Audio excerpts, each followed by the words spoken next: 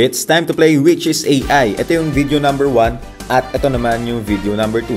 So ano sa tingin nyo yung gawa ng AI sa dalawang video na pinakita ko sa inyo? Bago ko i-reveal kung alin ba sa dalawang to yung gawa ng AI, ano nga ba muna yung AI or yung Artificial Intelligence? Link dito sa first result, it is the simulation of human intelligence processed by machine. Masagot doon sa tanong ko kanina, ay pareho tong gawa ng AI. At ito yung company na may gawa ng dalawang video na. Sila rin ang gumawa ng ChatGPT na katulong mo lagi sa paggawa ng assignment. Pagka pumunta ka sa website nila ay makikita mo pa yung ibang mga text-to-video sample nila, including tong video na to na medyo creepy kapag titirigan mo, pero meron namang mga video na medyo cute pa rin naman. At kung Gen Z ka rin na katulad ko, ay malamang nakita mo tong movie na to at malamang tanda mo tong sikat na scene na to. At sa video na to ay hahayaan ko na ChatGPT yung mamili kung ano yung mga exercise na gagawin ko, kung ano yung mga kakainin ko, at kung anong gupit ang ipapagawa ko sa barbero. I-rate ko rin kung ano yung mga suggestion ni ChatGPT.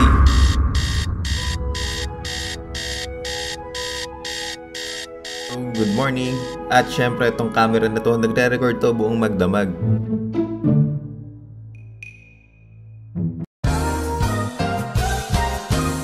Morning. So, anong oras pa lang ngayon? 6:21 AM pa lang ngayon. At syempre, yung oras ng gising ko, nakadepende rin sa sinabi ng ChatGPT.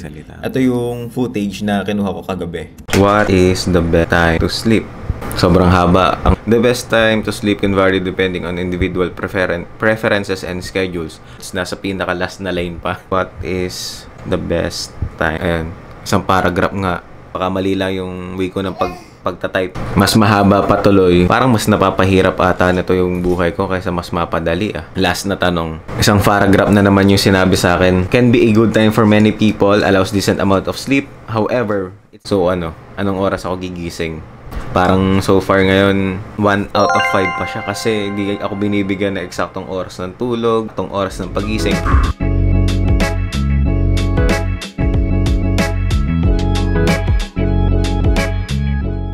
At pagkatapos ngayon ng montage na yun na nagandahan lang ako, kaya ako siya talaga ginawa, kaya ako dinagdag sa video na to.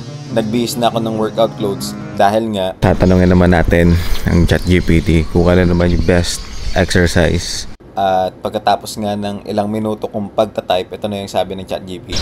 The best exercise in the morning include brisk walking, jogging, yoga, cycling, or body weight exercises like push-ups, squats, or jumping jacks. These activities can help wake up your body, boost your mood, and set a positive tone for the day ahead.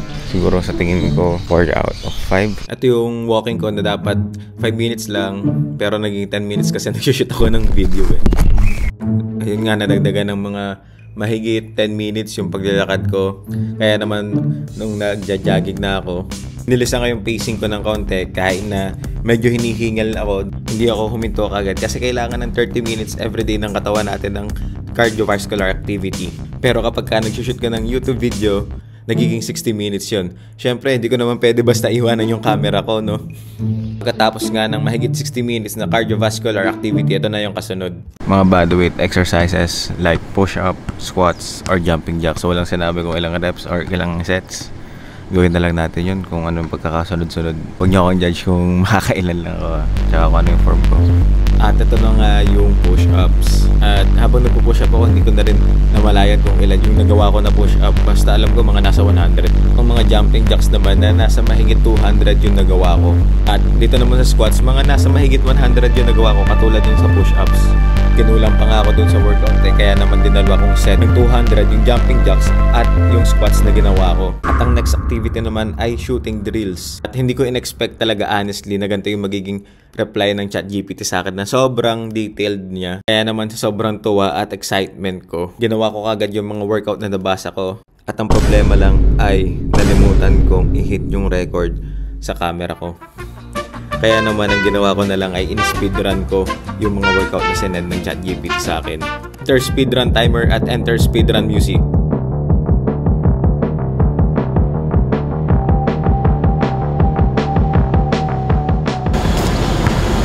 Mas nakakapagod ng in-speedrun ko yung drills na yun.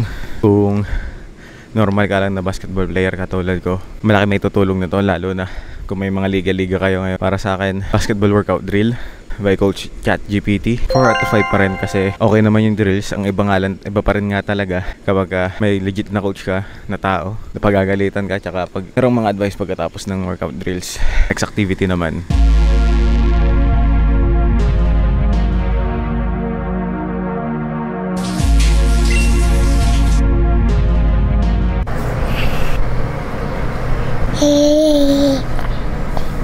At next naman ay breakfast. At syempre, saan pa kung di sa...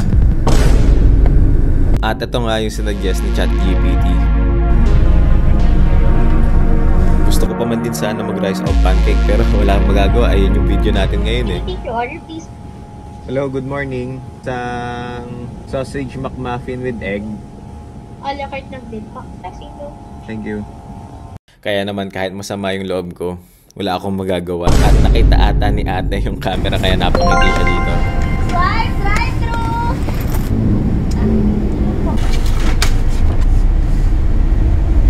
Hello. Thank you. At nakita nga ata ni ate yung camera dahil ito yung mga naging reaction nila. Nandito kami sa McDonald's. Kasi di ko alam kung ano yung sasabihin ko kaya tinry ko na lang explain yung buong video. No, AI. Alam nyo ba yung AI? AI po. May idea kayo sa AI? So this is the day in my life. Ano? AI. Ano yan? Artificial intelligence po. May idea kayo doon. At binuking pa nga si ate. Nagamit ko yun sa... Lahat ng in-order ko based doon sa AI. Sa sinabi ng AI.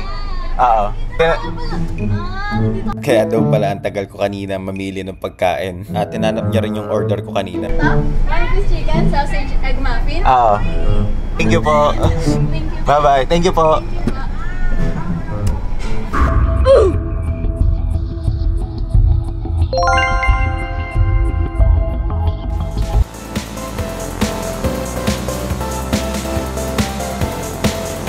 Punta na ako ngayon sa barbero na kung ano mga suggest ng ChatGPT, hindi ko pagsisihan. Pero so far naman sa experience ko, mula kaninang madaling araw, pagising ko, exercise ko, breakfast ko. Kung kanina ay kasama ko si Angel at si Amara, ngayon ay ako na lang mag-isa, kaya naman hinahatok ako sa loob ng sasakyan. Sa wakas nakarating na ako sa Salinad. At syempre, ang unang activity pagdating dito ay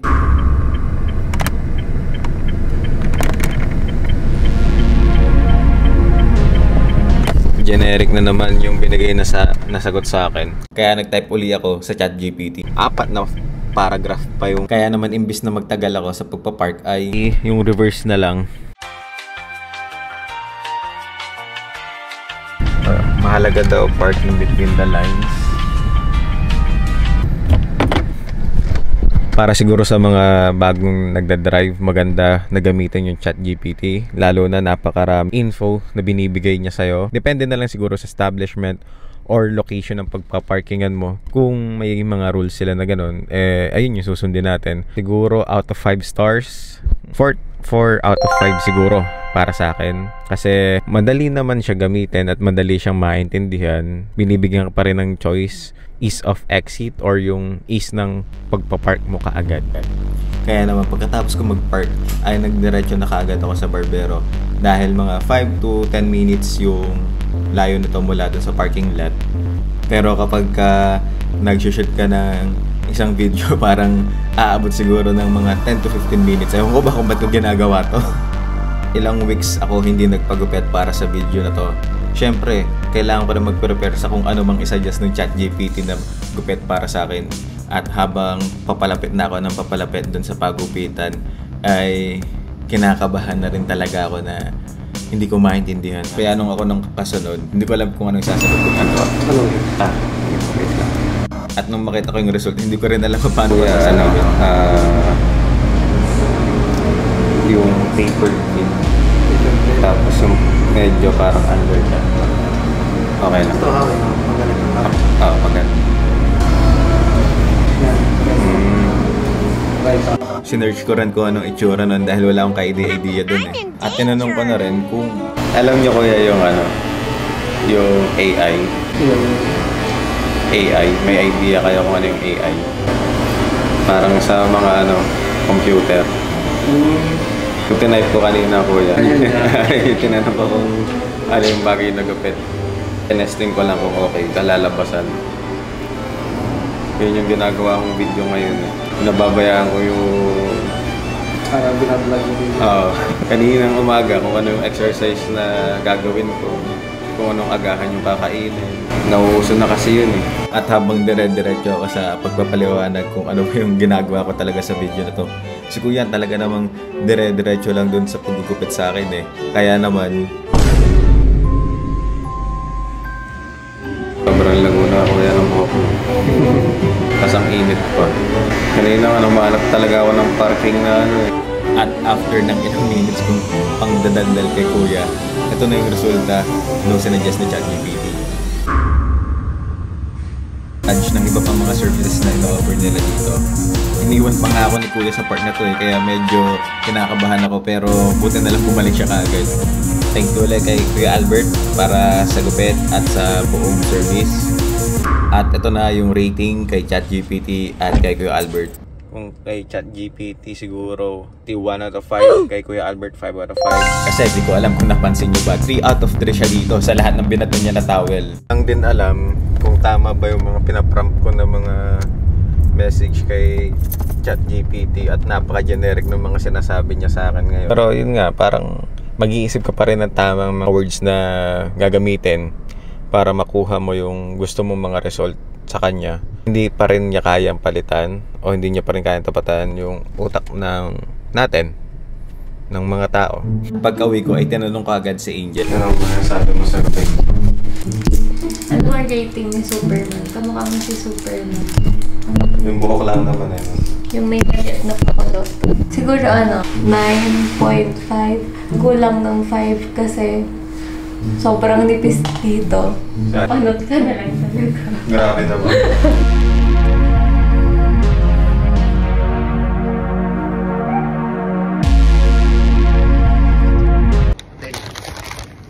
Wala nga ako. Tanggal talaga yung angas mo dito kahit anong edad ka pa. At ito na nga yung last part ng video na patapos na yung 24 hours at in-enjoy na lang namin yung dinner namin ni Angel. Siguro mga 5 out of 5. At konting oras na nga lang matatapos na yung 24 hours. Ito yung dalawa kong tanong. Gagamitin ko ba yung AI araw-araw? Depende siguro. Katulad ito sa pag-exercise. Malaking tulong naman talaga siya. Pero hindi ako didepende sa ChatGPT kasi ito yung hindi kaya i-duplicate ng ChatGPT eh. Action natin sa mga tao at yung pagiging tao natin.